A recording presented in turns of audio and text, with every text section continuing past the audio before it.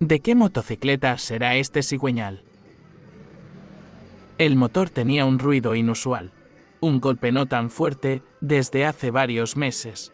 En otros talleres revisaron la culata, el cilindro con el pistón, la prensa del clutch con varios rodamientos del motor, y el ruido seguía. Aquí revisamos parte por parte hasta llegar al cigüeñal. Revisamos los casquetes y así los encontramos con un poro y muchas rayitas por falta de lubricación. Cambiaremos el cigüeñal y para la calle.